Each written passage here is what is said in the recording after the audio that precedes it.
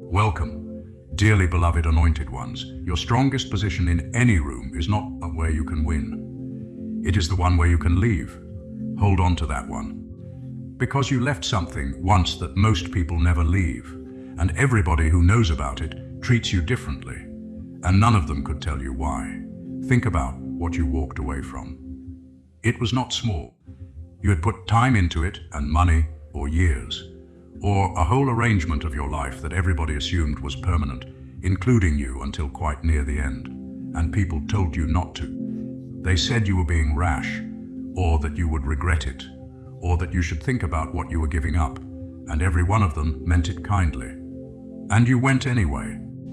Think about what actually happened afterwards. It was bad for a while. There was a stretch that was genuinely difficult, and you have not talked about that stretch much, and you got through it. And then something strange happened. You discovered that the floor was lower than you had been told and still solid. You found out what you actually need, which turned out to be much less than the amount you had been protecting, and your number has never gone back up since. Watch what that knowledge does to you. It changes how you sit in every room afterwards. Not because you became bold, and not because you go around telling anybody. And you have almost certainly never mentioned it in a negotiation of any kind. But you know the flaw, and everybody who deals with you is dealing with somebody who has already tested the worst case. And they can feel that even when they have no idea what happened to you. Here is a fact. People who study how we make agreements keep finding the same thing. Nobody sets terms by the merits. They are set by what each side does if there is no agreement. And the person with the better alternative sets the terms whether or not either of them mentions it. And this is not about words. Nobody has to say anything. Because the whole thing is communicated in tone, in timing, in how quickly somebody replies and what they are willing to leave unresolved. In this video, we're going to look at what you carry now. Why people phrase things carefully around you, why the usual pressure does not work, and why they keep trying it anyway. What it costs to know exactly how little you need, and by the end you will understand that you are not difficult to hold on to. You are simply not holdable by the ordinary methods, and almost nobody has any others. Before we go deeper, one honest moment. If what you just heard felt less like advice and more like being described, you are exactly who this channel was built for. This work is not funded by anyone. It continues because the people who listen decide it should. If you can, there is a donation link in the description and in the pinned comment. Even the smallest amount keeps these being made. If you cannot, that is completely fine. Share this with somebody who walked away from something big. Hit like, subscribe and turn on notifications. That is what tells us to keep going. Now let us begin. Number 1. You left something once that nobody thought you would leave. Go back to the day you knew. You had known for a while. Not consciously, the whole time. But there was a period, months long, where something in you had already decided and the rest of you was catching up. And then there was a day. It was probably ordinary, and nothing dramatic happened to you in it. And something in you finished a calculation. It had been running quietly for a year. Watch what everybody else saw. They saw a sudden decision. To them, you were fine, and then you were leaving. And that gap between their perception and your year of quiet arithmetic is why they all reacted the way they did. They thought you were reacting to something. You were not reacting to anything. You were completing a process, and processes look like impulses from outside when nobody has seen the working. Understand what they said to you.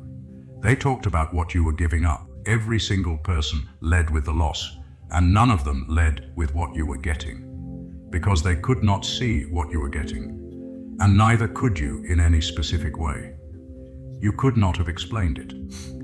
If somebody had asked you to justify it in one sentence, you would have said something about not being able to keep doing it. And it would have sounded weak, and you would have known it sounded weak. Watch what you did anyway. You went. Without the justification, without the plan being complete, and without anybody agreeing with you, which is the part almost nobody ever manages. And there was nothing reckless in it. You were acting on a year of information that you had never once written down. You did not make a sudden decision. You finished one nobody had seen you making. They were not there for the year. They were there for the day, and the day is all any of them remembers. Number 2, they negotiate with you differently and cannot say why. Watch how people phrase things around you now. They are precise. They give you the real number first, or they tell you the actual situation instead of the tidied version. And they do this without deciding to. Watch what they do not do. They do not open low with you. There is a standard move where they open with a poor offer and expect you to negotiate. And people run it constantly with almost everybody, and they mostly skip it with you. They do not push twice. If you say no, they take the no, and they may come back later with something different. And they very rarely lean on the first no the way they would with somebody else. Understand why that happens. It is not respect exactly. Respect is a feeling, and this is closer to a calculation, and it happens below the level. Anybody would notice themselves making it. They are reading your walkaway. They are extraordinarily good at estimating what you will do if it goes badly, and they estimate it from posture and timing rather than from anything anybody says. Watch what your posture actually communicates, that you are not afraid of the ending. Everything else about you might be warm and interested and completely engaged. And underneath all of it, there is no fear of the thing not working out. And they can feel it in about 4 minutes. And that single fact rearranges the entire exchange, and neither of you will ever mention it. And you were not tough in any of those conversations. You were simply not braced. And everybody can tell the difference between somebody who is not braced and somebody who is pretending not to be. They are not careful with you because you are important. You have never told any of them what you did. They do not know the story, and they are still reading the result of it. They are not treating you carefully because you are important. They are treating you carefully because you can go. Number 3, you know exactly what you can live without. Understand what the difficult period actually gave you. It gave you a number. Not a figure you could write down, but a real knowledge of the level below which things become serious, and where that level actually sits rather than where you had assumed it was, and it was much lower than you thought. That is the discovery. And everybody who has been through it says the same thing, and nobody believes it until they have been there. Watch what most people are protecting. A margin they have never tested. They know roughly what they have, and they have never found out what they could survive. So the whole space below their current position is unknown and therefore terrifying. Their fear does not stay in one place. It gets into everything, and it produces the specific carefulness you can see in people who have never had to find out. And they cannot help it, and it is not weakness. Understand what testing it removes. It does not remove caution. You are still careful, and you plan, and you are not casual about any of it. And in some ways you are more careful than people who have never been tested. It removes the dread. The thing you feel when a risk appears is now an assessment rather than a threat. You can finish an assessment in an afternoon, and their dread runs for months. Watch what that gives you in practical terms. Speed. You decide things faster than the people around you, and you say no faster. And you very rarely have to sit with something for weeks before you know what you think. And none of it made you brave. You were shown the floor once, and the floor is still exactly where you left it. You do not take risks other people would not take. You have stood at the bottom of it. They are looking down at a drop they have never measured, and you have already been to the floor of yours. You do not take risks other people would not take. You are measuring a distance you have already walked. Number 4, they keep offering you things that used to work on people. Notice what gets put in front of you. Somebody offers stability, or security, or the safe option, or a version of a thing that is a little less than you asked for, but with an assurance attached to it that is meant to close the deal, and they offer it with confidence. Because that offer works on almost everybody, almost always, and they have watched it work for years and have no reason to expect anything different. Watch what happens when it lands on you. Nothing. Not refusal and not scorn, and you are perfectly pleasant about it, and it does not do to you what they built it to do, and they notice. There is a moment where they realize the lever has moved, and the machine has not, and they cannot always cover the surprise. Understand why it does not work. Because it is priced against fear. Their security is only worth what your fear of the alternative makes it worth. And you went and looked at the alternative, and you came back. And now it is worth what it is actually worth, which is something. And not enough for them to buy anything important with. And that is what makes you so difficult to deal with for anybody whose entire method is that offer. Watch what they try next. Usually they try the same thing, more of it, more security, better assurances, a longer guarantee from them. And each escalation confirms to you that they have nothing else, and you get quieter, and they get louder. And you were not being unreasonable about any of it. You were being offered something you had already tested the value of. They are not failing to make you a good offer. You are not immune to a good offer. They could reach you tomorrow with something real, and they keep reaching for the safe one instead. They are not failing to make you a good offer. They are paying you in a currency you have already handled. Pause here for a second. If you recognized yourself in even one of those four, you are not imagining it. And what comes next is the part almost nobody gets told. Before it, a small ask. This channel runs on nothing but the people who listen. The donation link is in the description and pinned in the comments. Every contribution decides whether these keep being made. If you would rather give nothing, give something else. Share this with one person who walked away from something big. Like the video. Subscribe so the next one finds you. It costs you seconds. It gives us another week. Now, number 5. You stopped fearing the version of your life without this. Understand what almost everybody around you is quietly carrying. A picture of losing it. Whatever the arrangement is, they have a version in their head of what happens if it ends. Their picture is vivid, and it is almost always much worse than the reality. Watch how the picture behaves. It never gets checked. None of them will run the experiment, so their picture keeps its original intensity for decades.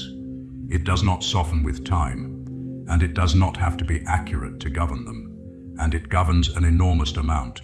It decides what people put up with, and what they say and do not say, and how long they stay somewhere that stopped working 4 years ago. Understand what happened to your picture. It got replaced by a memory. You have an actual record of the thing ending, and the record is much less dramatic than the picture was. And your record cannot be reinflated by anxiety. It has ordinary details in it. It has the boring middle stretch, and the practical arrangements, and the specific day when you noticed you were fine. All of it is unglamorous and unfrightening, and yours. Watch what this does to how you make decisions. You are running an accurate model. Everybody around you is running a frightening one. And both of you look like you are making choices, and you are the only one whose inputs are true. That is your whole advantage, and it looks like courage to them, and you have never been fearless about anything. You were the only one in the room with a photograph instead of an imagining. You are not braver than any of them. You are frightened of other things. You are frightened of things they are not frightened of at all, and none of it shows in a room. You are not braver than the people around you. You have better information about the worst case. Number 6, they can feel that you have a door. Understand what people are actually detecting. It is not confidence. They can hold plenty of confident people completely, because their confidence is about their ability rather than about their options, and those are entirely different things. What they detect is optionality. And the strange part is that they detect it without any evidence. Because you do not tell people about your alternatives, and you have never once implied that you might leave. Watch how it leaks anyway. It is in what you do not do. You do not check for reassurance after a difficult exchange, and everybody checks, and the absence of that check is loud to anybody paying attention. You do not soften a no. You do not follow up an inconvenient sentence with a smaller one to make sure everything is still all right. And that gap where the softening should be is where they hear the door. You are willing to leave things unresolved. That one is the largest signal you send. Anybody who cannot afford to leave closes their loops before the end of the day. And you can let something sit for a week. Understand what they conclude. They conclude that you have somewhere else to be. Sometimes they are right and sometimes they are not, and it does not matter. Because what they are reading is not your alternatives, it is your relationship to the possibility of loss. And you cannot switch it off. Even in situations where you badly want the thing, you still cannot produce the anxious signal. And you have watched it cost you nothing and occasionally cost you warmth. And you were not distant with any of them. You were missing a fear that everybody else was quietly broadcasting. They are not sensing your indifference. You are not trying to seem unreachable. You would like most of them to stay, and you have never once said so, and they cannot hear it under the calm. They are not sensing your indifference. They are sensing that you would survive it. Number 7, you do not threaten to leave, and you never have. Watch the difference between you and somebody who mentions the door. People mention it constantly. They say they could always go elsewhere, or that they have been thinking about their options, or they arrange for somebody to know that they had a conversation with somebody else, and it never works. Or it works once, and then it stops working entirely, and the person who did it has spent something they cannot get back. Understand why threatening them destroys the thing it is meant to protect. It converts a fact about you into a move against them. If you have real options, they exist whether or not anybody mentions them. And mentioning them turns a state of the world into a piece of pressure, and pressure invites a response. And now everybody is playing. They have to react, and their reaction has to look strong.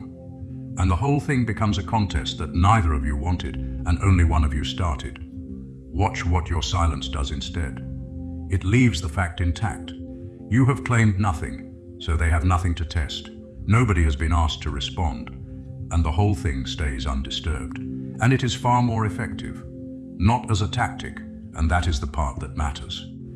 It works on them only because you are not doing it. Understand what happens if you ever used it on purpose. It would stop working immediately. The whole thing rests on the fact that you are not deploying anything. The moment it becomes a maneuver, they can see it, and they can counter anything they can see. And you have never been tempted. Mentioning it has genuinely never occurred to you, which is the only reliable protection there has ever been against using it badly. And there was nothing noble in that either. You simply do not think of your own life as a thing to hold over anybody. You do not have leverage because you keep quiet. You have never once said the sentence. It has never occurred to you to say it, and that is the only reason it still works. You do not have leverage because you keep quiet. You have it because you are not using it. Number 8. You survived the thing you were told you could not survive. Think about the warnings you got at the time. They were specific.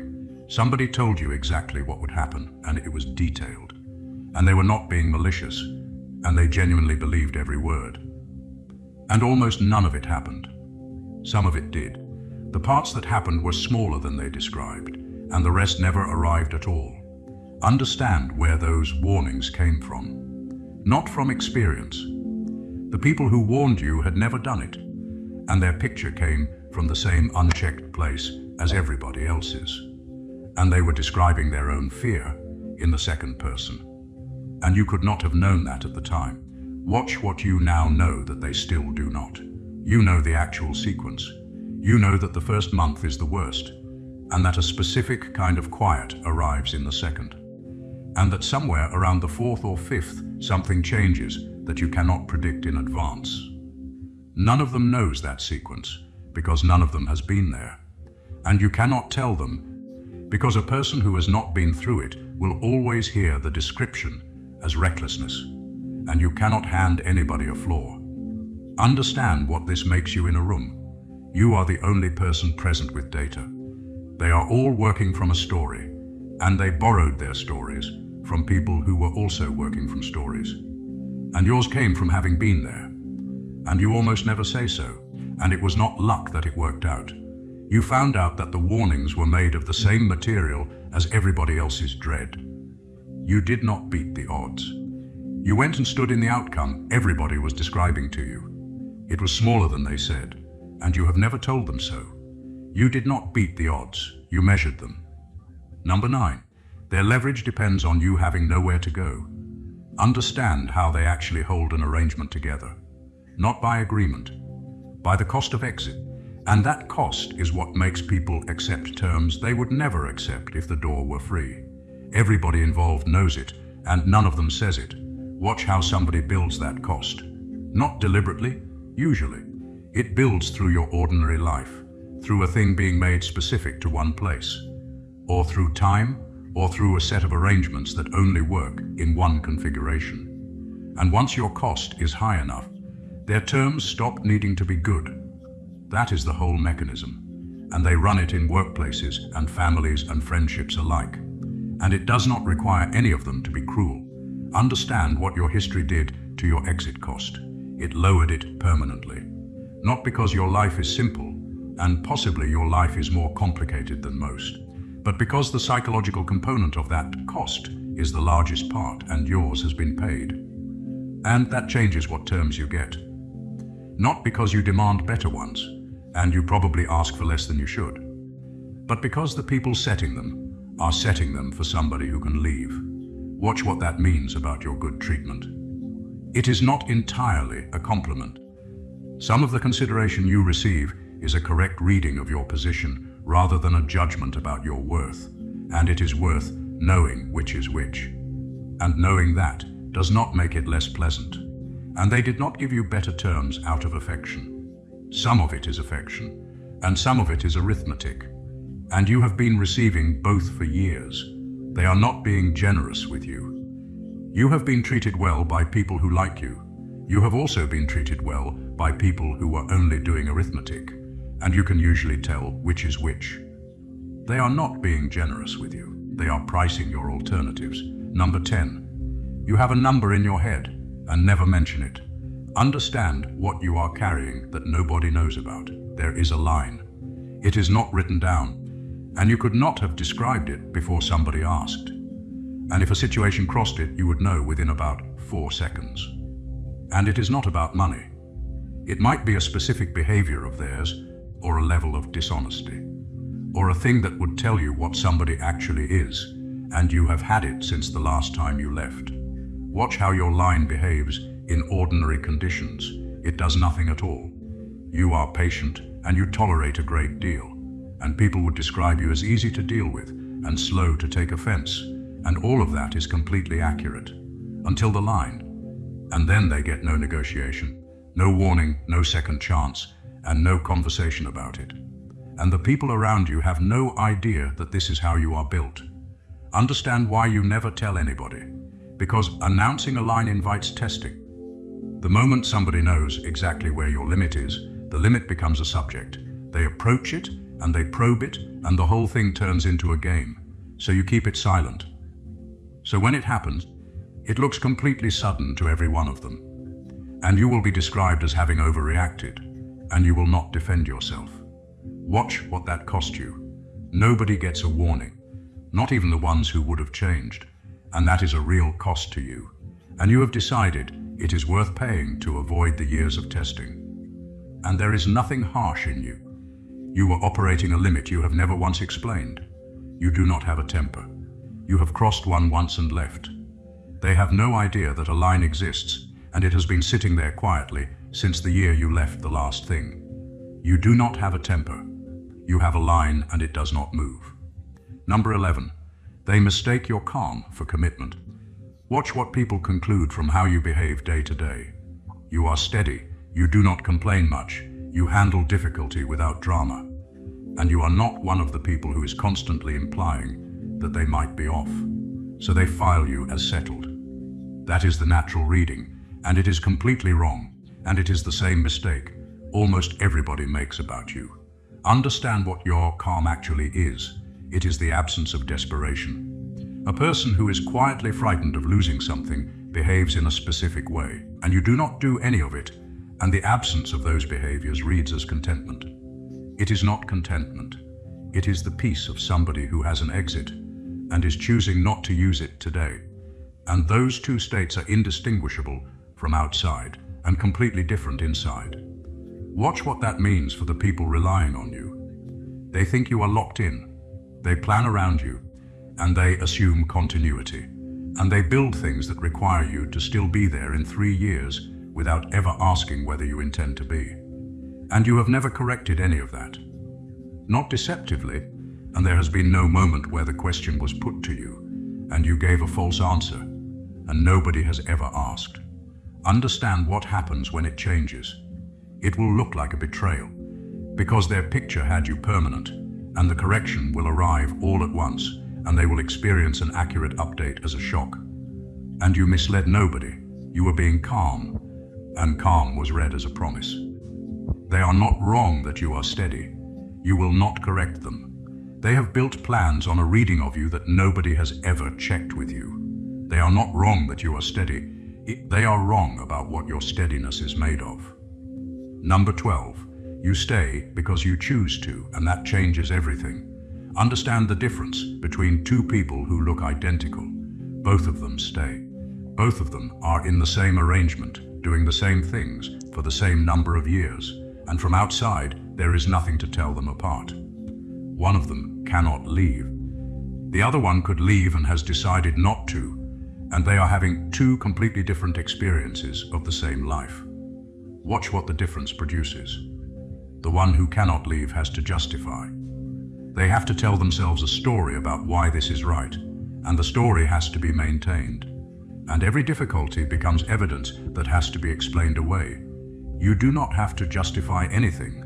You can look at the same difficulties and simply sit and say that it is a real problem, and you are staying anyway.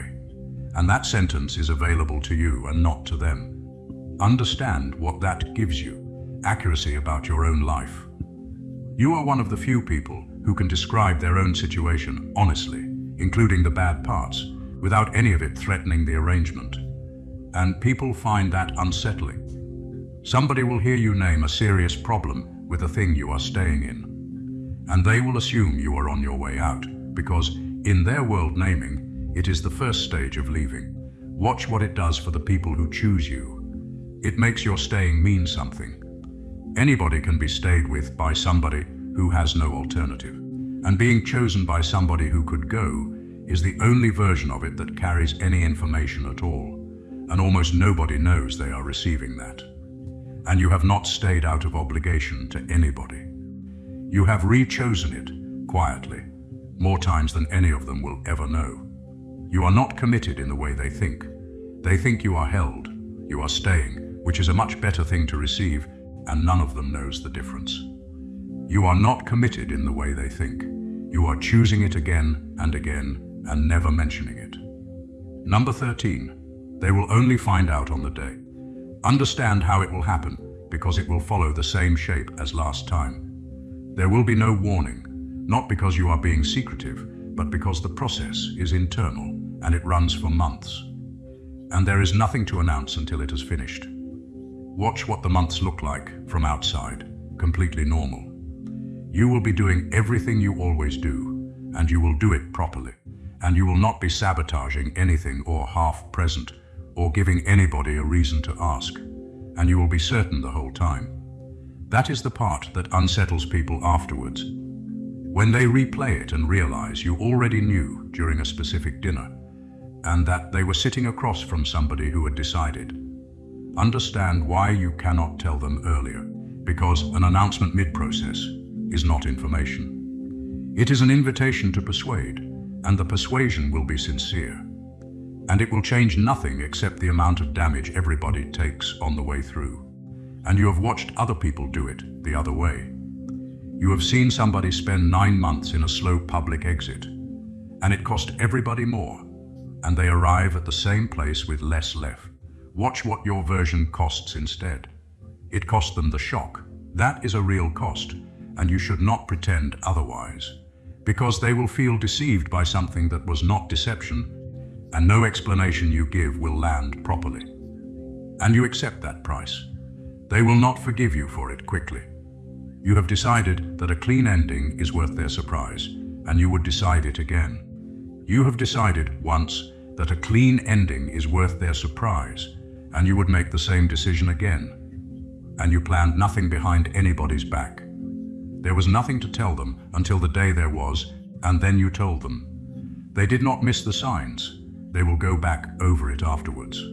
They will look for the weak and the sign and the conversation where you must have known. They did not miss the signs.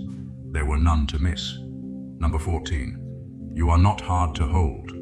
Here is where all of this lands, and it corrects something people have said about you. Somebody has called you unreachable, or hard to pin down, or difficult to keep. And it was probably said with affection and a little frustration. And you have never known how to answer it. It is not accurate. You are extremely easy to hold, and you have been held. And the people who managed it did the same thing every time, and none of them knew they were doing it. Look at what actually works on you. Being straight with you, not managing you, not building an arrangement that would be expensive for you to leave, and not offering you security you have already tested the value of. Telling you the truth is the whole method. That is all it has ever taken, and it works completely. And it costs whoever does it nothing at all except the ability to handle you. Understand why almost nobody uses it, because most people only know one method. They know how to raise the cost of leaving, and it works on nearly everybody. And it has worked for them their entire lives, and they have never needed to learn a second one. So when they meet somebody it does not work on, they conclude that person cannot be held. And that is where the reputation comes from, and it is a description of their toolkit rather than of you. And here is the last part. You have stayed a long time in some things. Every one of them was somewhere you were told the truth, and none of them had a wall around it.